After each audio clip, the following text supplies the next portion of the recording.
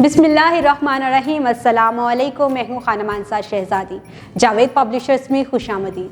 हम 5+ धनक कायदा पढ़ रहे हैं। आज हम स्वाद और द्वाद बच्चों को पढ़ना सिखाएंगे, जिसमें हम बच्चों को सिखाएंगे कि स्वाद और द्वाद से कौन कौन से अल्फाज बन सकते हैं और उनको हम जुमलों में कैसे इस्तेमाल करेंगे। इसके साथ ही हम स्वाद और द्वाद की छोटी शक्ल भी बच्चों को लिखना सिखाएंगे। तो चले आए, चलते हैं अपने सबक की तरफ। तो प्यारे बच्चों, ये किस चीज़ की तस्वीर है? जी, ये है संदूक। संदूक में हम क्या रखते हैं? जी, इसमें हम कपड़े रखते हैं और अपनी वो चीज़ें जो हमें महफूज करके रखनी होती हैं हम संदूक में रखते हैं। Very good. अच्छा, ये क्या है? जी, ये सोफ़ा है और सोफ़े पर हम बैठते हैं, टीवी देखते हैं। जब हम लोग कुछ खाना खाना होता है या हम लोग अपने घर में सब बैठकर गुफ्तगू कर रहे होते हैं तो हम सोफ़े पे बैठते हैं। Very good. अच्छा, अब ये मुझे बताएं, ये क्या हो रहा है? जी, ये ज़ियाफ़त है, बहुत बड़ा। हाँ जी, ये ज़ियाफ़त यानी खाने की दावत है। देखिए, सब लोग कितने प्यार से इकट्ठे मिलजुल कर खाना खा रहे हैं। अच्छा, अब मुझे ये बताएं, ये कौन है? जी, ये ज़ईफ़ आदमी है। जी, ये ज़ईफ़। जी, क्या है? ज़ईफ़। Very good. अच्छा, मुझे ज़रा जल्दी जल्दी ये देखकर बताओ कि संदूक, सोफ़ा, ज़ियाफ़त, ज़ईफ़ कहाँ कहाँ लिखा हुआ है?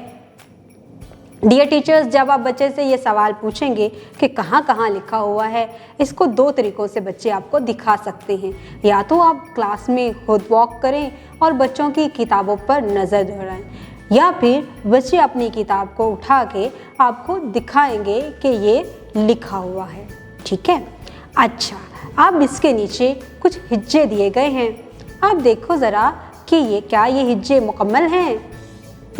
ये हिज्जे मुकम्मल नहीं हैं। यहाँ पर संदूक जहाँ लिखा हुआ है उसके हिज्जों में स्वाद नहीं लिखा हुआ। सोफ़ा में भी स्वाद नहीं लिखा हुआ और ज़ियाफ़त में ज़ौ यानी ज़्वाद नहीं लिखा हुआ। ज़ईफ़ में भी ज़्वाद नहीं लिखा हुआ। Very good. अब हम इसको जल्दी से मुकम्मल करते हैं और फिर हिज्जों को जोड़ते हुए पढ़ेंगे। देखें, अब स्वाद की आवाज़ क्या है?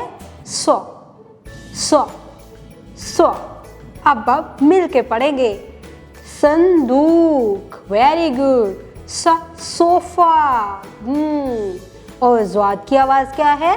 ज़्वा ज़्वा ज़्वा।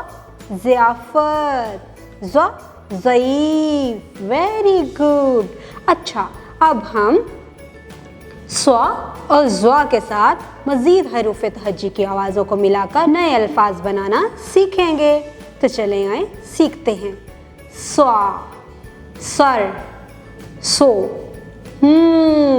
जैसे हमारे पास आवाज़ आ रही थी आ र हो, तो हमारे पास आवाज़ें क्या बन गई?